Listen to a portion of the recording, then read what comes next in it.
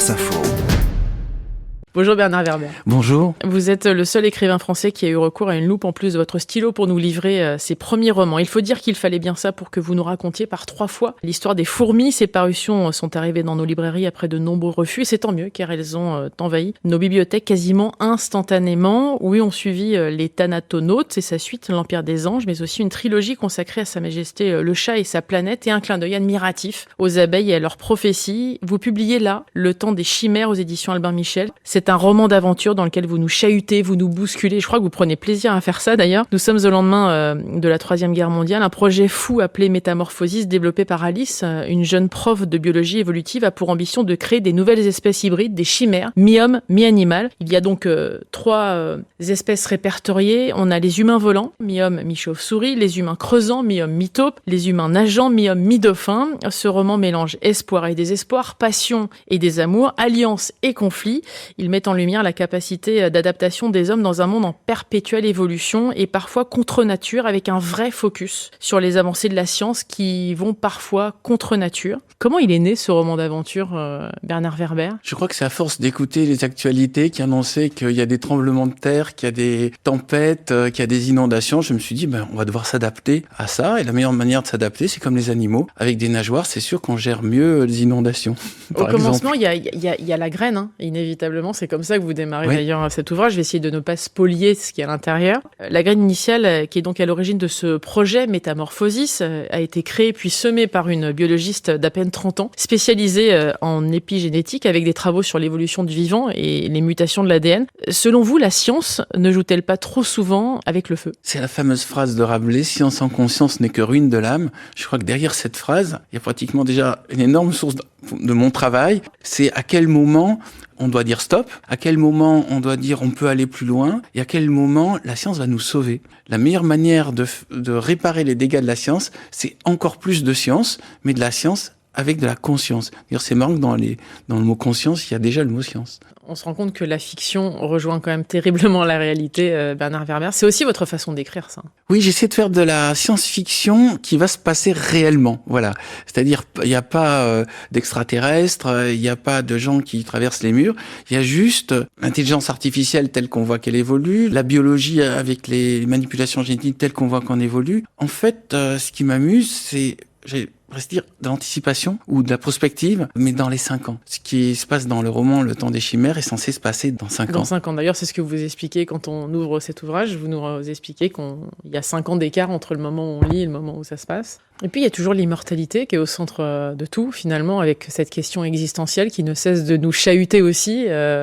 C'est aussi en ça que ce roman, il interpelle. C'est votre capacité à nous confronter à nous-mêmes et à la vraie question de la vie. Est-ce que les recherches ne servent pas à ça, c'est-à-dire d'abord à tenter d'aller chercher une forme d'immortalité ? Oui, Elodie, déjà, si on regarde, au Moyen-Âge, l'espérance de vie était de 40 ans. Actuellement, elle est de 80 ans. On peut imaginer qu'on passe à 120 ans d'ici quelques années. Ça se peut que vous et moi, Elodie, nous vivions 120 ans. Et je trouve ça complètement fou. Parce que déjà, on va avoir une expérience beaucoup plus forte, c'est-à-dire on a un recul. Et l'immortalité, en fait, ça semblait, comme l'intelligence artificielle et comme les mutations, quelque chose uniquement de fictionnel. Et je pense qu'on est en train d'inventer un nouvel humain qui peut repousser très loin les limites de la mort. Et nous vivons ça, et je trouve ça dingue. Ça vous fascine ou ça vous inquiète ? Les deux notions ne sont pas incompatibles, ça me fascine et ça m'inquiète. Maintenant, je suis comme au cinéma. Quand j'écoute les actualités sur France Info, forcément, et je me dis, j'écoute cette accélération des découvertes, cette accélération des possibilités de toutes les technologies, je me dis, c'est la bonne époque, c'est maintenant qu'il fallait vivre, c'est maintenant qu'il faut voir ça. Maintenant, c'est à nous de nous adapter. Dans cet ouvrage, vous mettez aussi l'accent sur ce qui est au cœur finalement de notre quête aujourd'hui, de prendre davantage plus soin de la Terre, de préserver les espèces qui disparaissent de jour en jour. Est-ce qu'il y a un clin d'œil aussi par rapport à ça, au fait qu'il faut effectivement qu'on apprenne davantage à cohabiter et qu'on n'est pas supérieur aux animaux, mais on est intrinsèquement lié aux animaux ? Il y a cette phrase de Freud, c'est l'homme a connu 3 vexations. Le premier, c'est Copernic qui dit que la Terre n'est pas au centre de l'univers. La deuxième, c'est Darwin qui dit que nous sommes un animal comme les autres, égal aux autres. Et enfin, c'est Freud lui-même qui dit la motivation de la plupart de nos actes est la libido. Ces 3 vexations,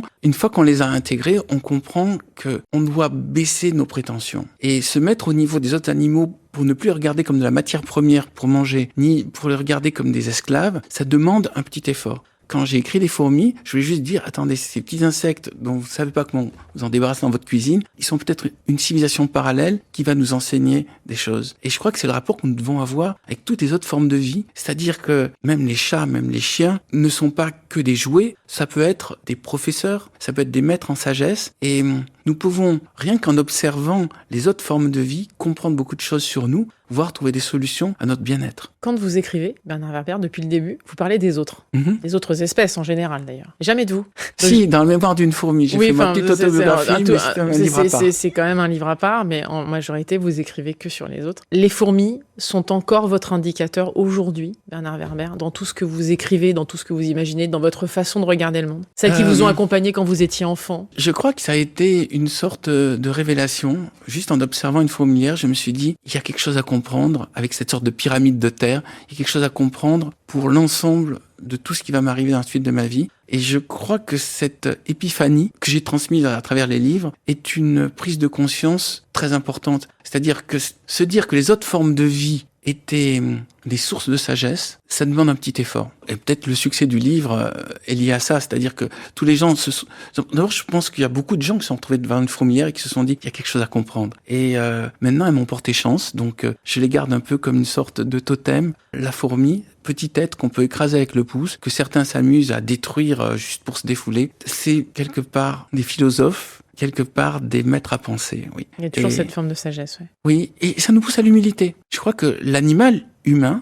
a besoin de trouver sa place dans la nature, et que cette place n'est pas forcément au-dessus des autres, c'est juste en harmonie avec les autres. La plupart de mes livres parlent de communiquer avec les autres formes d'intelligence ou les autres formes de conscience. Ça veut dire communiquer non pas d'une manière dans le style « nous sommes les maîtres et vous êtes en dessous », mais dans « nous cherchons à nous intégrer ». Et s'intégrer à la nature, c'est redevenir sage. Et le contraire de s'intégrer à la nature, c'est vouloir dominer la nature. Et ce débat est dans tous mes livres, c'est redescendons, mettons-nous au niveau du sol, au niveau des autres espèces, et nous allons trouver un équilibre. Je crois que beaucoup de gens qui sont en dépression, qui sont stressés, c'est parce qu'ils ont oublié leur nature animale, et que moi, ce que je conseille à mes amis qui vont pas bien, je leur dis promenez-vous en forêt. Serrez un arbre, respirez, et regardez autre chose que les voitures, les collègues de travail, le lieu de travail, les écrans. Et il y a quelque chose qui va se passer automatiquement, qui n'a pas besoin d'être défini par des mots. C'est juste une reconnexion à notre essence même, qui est « nous sommes des animaux comme les autres ». Pour vous intégrer, vous avez choisi l'écriture très vite, très tôt. Votre première nouvelle est sortie, vous aviez 8 ans. C'était une petite puce qui s'est glissée sous un pull vert et qui découvrait le corps humain. Exactement. Et puis il y a eu cette révélation en 78 où effectivement vous avez... Je dois juste rappeler un petit détail qui m'amuse encore, c'est le professeur m'avait dit « j'ai énormément ri avec votre nouvelle, mais votre première phrase ne fonctionne pas. » Et ma première phrase c'était « je suis une puce née d'une mère pucelle et d'un père puceau. » Et il m'a dit « un jour vous comprendrez pourquoi elle fonctionne pas. » Ce qui est fou, c'est que votre maman vous a appris à jouer du piano, elle vous a conseillé de jouer du piano, c'était 6 ans de calvaire, enfin, c'est comme ça que vous le décrivez. Mais l'écriture, elle est revenue très vite au centre de votre vie. Ça veut dire que c'est ce qui constitue l'être que vous êtes devenu. Je dois vous avouer que seul sur une île déserte, sans éditeur et sans lecteur, je mettrais à écrire parce que c'est ce qui me permet de ranger mes pensées, c'est ce qui me permet de m'évader. Écrivain, pour moi, à la limite, c'est pas ça le vrai métier. Le vrai métier, c'est conteur ou auteur, c'est fabriquer des univers imaginaires et s'amuser dedans. En fait, je suis un rêveur qui concrétise ses rêves dans des livres, et après je propose aux gens de s'amuser dans ses rêves. L'écriture n'est qu'un moyen. Moi, je crois que dans un livre, il y a 50% de l'auteur et 50% du lecteur. Le lecteur fabrique les images, c'est lui le réalisateur du film. C'est lui qui va décider des couleurs, du casting, du rythme, en tournant les pages. Et c'est en ça que le livre est pour moi l'art le plus puissant. C'est celui qui force le lecteur à devenir lui-même créatif. Vous venez de recevoir par Claude Lelouch la médaille des arts et des lettres. Vous êtes même officier maintenant, ça y est, c'est fait. Vous avez vendu plus de 30 millions de livres, oui. Ça, grosso modo. Vous êtes l'un des auteurs français les plus vendus au monde, traduit dans presque 30 langues, je crois que c'est 27. Comment vous vivez ce parcours ? Quel regard, en tout cas, le petit garçon que vous étiez, qui rêvait devant ses fourmis, qui s'est nourri de ses fourmis, qui rêvait d'utiliser sa plume, son imagination, son pouvoir d'observation aussi. Quel regard il a, ce petit garçon, aujourd'hui, sur l'homme que vous êtes devenu ? D'abord, ma vie est beaucoup mieux que ce que j'espérais.